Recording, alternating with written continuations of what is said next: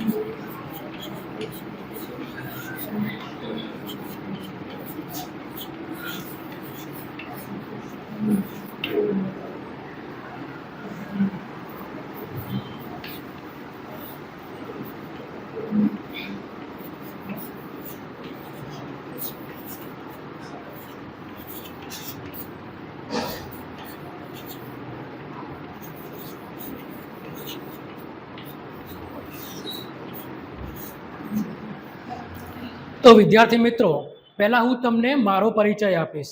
મારું નામ સથવારા જયમીન દીપક કુમાર છે. હું સ્વામી વિવેકાનંદ સર્વોદય બેંક એજ્યુકેશન કોલેજ મહેસાણાનો પ્રશિક્ષણાર્થી છું. આજે આપણે સૌ ભારતીય કર વ્યવસ્થા વિશે અભ્યાસ કરીશું, પરંતુ એના પહેલા આપણે તમારો પરિચય લઈશું. તમારું નામ શું છે? બેસી જાઓ. તમે ક્યાંથી આવો છો? ઓકે. તમારો શોખ શું છે? ઓકે, બેસી જાઓ. તો વિદ્યાર્થી મિત્રો, આજે આપણે ભારત દેશની જાહેર મિલકતો જેવી કે bus station, railway station, road, street light જેવી જાહેર મિલકતોના ખર્ચને પહોંચી વળવા માટે સરકાર દ્વારા વેરાઓ ઉઘરાવવામાં આવે છે.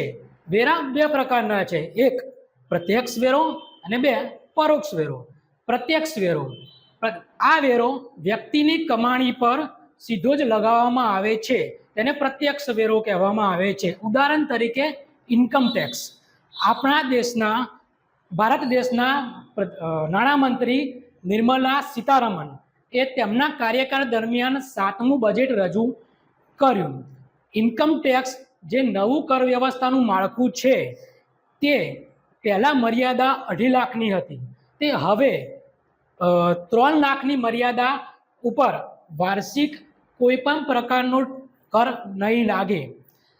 પ્રત્યક્ષ વેરો, આ વેરો મધ્યસ્થી દ્વારા સરકાર સુધી પહોંચાડવામાં આવે છે, તે સીધો વ્યક્તિ પર લગાવવામાં આવતો નથી, તેથી તેને પરોક્ષ વેરો કહેવામાં આવે છે. પહેલા પરોક્ષ વેરા ઘણા બધા હતા, જેમ કે કસ્ટમ ડ્યુટી, ખરીદ વેરો, વેચાણ વેરો, મનોરંજન વેરો, આ બધા જ પ્રકારના વેરા હતા. આ બધા જ વેરા નાબૂદ કરીને 1 જુલાઈ 2017ના રોજ જીએસટી અમલમાં આવ્યો. જીએસટીનું પૂરું નામ ગુડ્સ એન્ડ સર્વિસ ટેક્સ છે.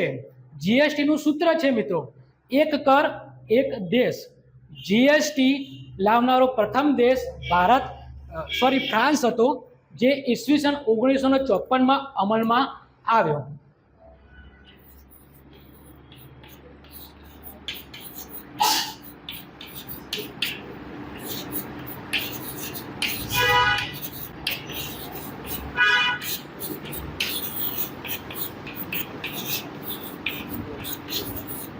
વિદ્યાર્થી મિત્રો, આ તમે નોંધ કરજો.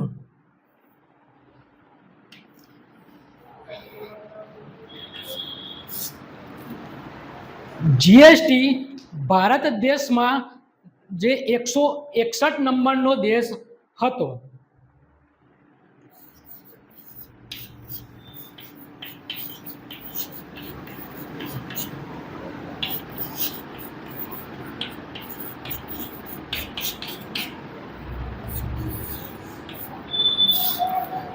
જ્યારે ભારત દેશમાં કોઈ પણ કાયદો અમલમાં આવે તો તેની પહેલા બંધારણમાં સુધારો કરવો પડે છે.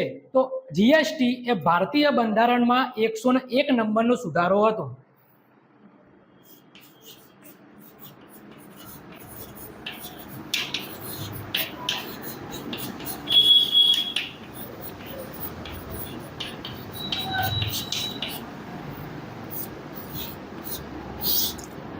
જીએસટીમાં સમાવેશ થતી નથી તેવી વસ્તુઓ પેટ્રોલ, ડીઝલ અને આલ્કોહોલિક લિકર. જીએસટીના દર આ પ્રમાણે છે: 5%, 12%, 18% અને 28%. તો વિદ્યાર્થી મિત્રો, હવે હું તમને કેટલાક પ્રશ્નો પૂછીશ. જેને આવડે એ આંગળી ઊંચી કરી પૂરા વાક્યમાં જવાબ આપવાનો પ્રયત્ન કરશે. ભારત દેશની જાહેર મિલકતોના ઉદાહરણ આપો. ભારત દેશના જાહેર મિલકતોના ઉદાહરણ railway station, bus station, road, state highway વગેરે જેવા છે. ખૂબ જ સરસ. વેરાઓ શા માટે ઉઘરાવવામાં આવે છે?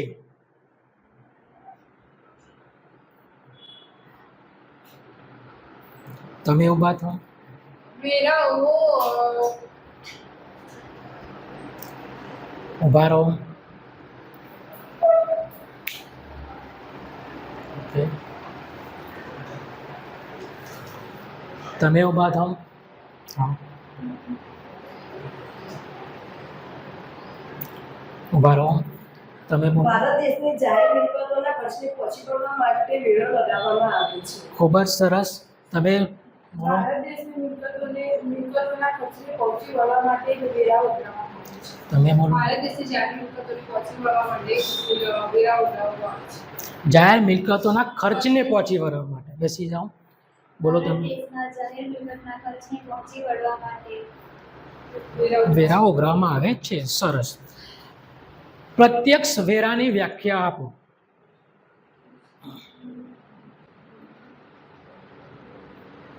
બોલો તમે. વ્યક્તિની કમાણી પર જ લગાવવામાં આવે તેને પ્રત્યક્ષ વેરો કહે છે. સરસ. પ્રત્યક્ષ વેરાનું ઉદાહરણ આપો. બોલો તમે. Income tax. સરસ. પરોક્ષ વેરો એટલે શું?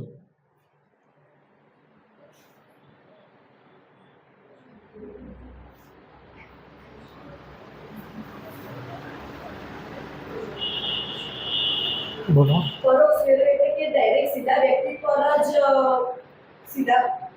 પર જ કરવામાં આવે તેને પરોક્ષ વેરો કહે છે. ઉભા રહો. તમારો પ્રયત્ન સારો છે, પણ બીજો કોણ પ્રયત્ન કરશે?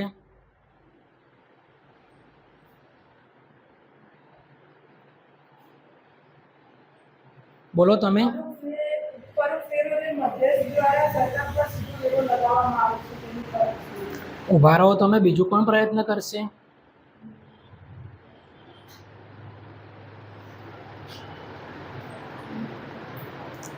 તમે બોલો ફાલ્ગુની બેન. ઓકે. કાજલબેન તમે બોલો.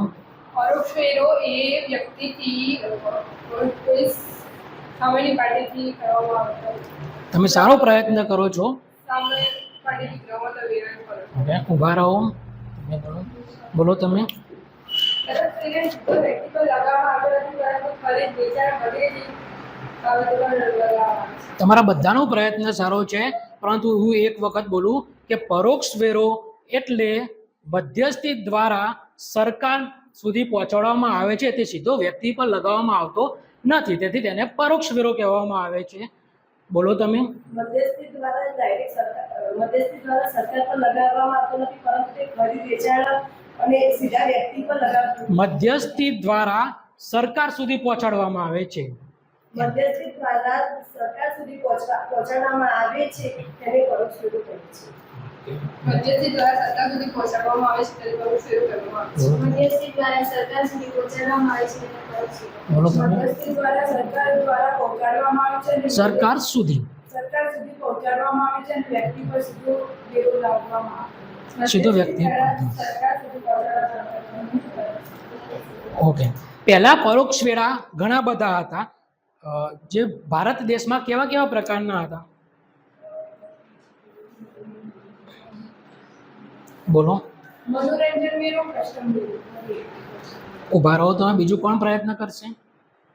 કસ્ટમ વેરો, ખરીદ, વેચાણ, મનોરંજન વગેરે. ખૂબ જ સાચો જવાબ છે. તમે બોલો. મનોરંજન વેરો, ખરીદ, વેચાણ વેરો, કસ્ટમ વેરો વગેરે. ઓકે, સાચો જવાબ છે. બેસી જાઓ. ભારત દેશમાં ઘણા બધા વેરા નાબૂદ કરીને એક કર અમલમાં આવ્યો, જેનું ટૂંકાણમાં નામ જણાવો. બોલો તમે. અને તેમાં ઘણા બધા વિધાન આપવું તરીકે એક નવો કર દાખલ કરવામાં જેનું નામ GST છે. ઓકે. જીએસટી કઈ તારીખે અમલમાં આવ્યો? બોલો તમે. જીએસટી 1/7/2017 ના રોજ અમલમાં આવ્યું. ઓકે. જીએસટીનું પૂરું નામ જણાવો.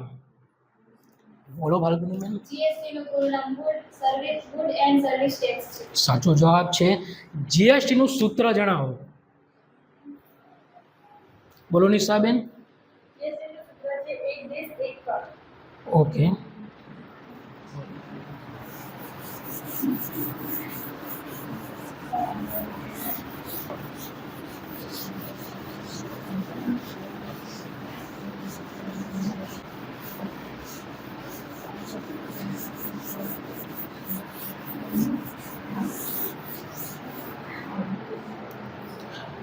જીએસટી લાવનારો પ્રથમ દેશ કયો હતો? નિશાબેન બોલો. GST લાવનારો પ્રથમ દેશ ફ્રાન્સ હતો. ઓકે. જીએસટી લાવવામાં ભારત દેશ કયા નંબરનો દેશ હતો? બોલો તમે સૃષ્ટિબેન. GST લાવવામાં ભારત દેશ 161 નંબરનો દેશ છે. ઓકે, સાચો જવાબ છે.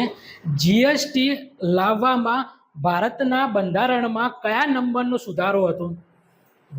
GST લાવવામાં ભારતના બંધારણમાં 101 સુધારો હતો. સાચો જવાબ છે. જીએસટીમાં કઈ કઈ વસ્તુનો સમાવેશ થતો નથી? બોલો. જીએસટીમાં પેટ્રોલ, ડીઝલ, આલ્કોહોલ વગેરે જેવી વસ્તુનો સમાવેશ થતો નથી. જીએસટી કયા કયા દરે લેવામાં આવે છે?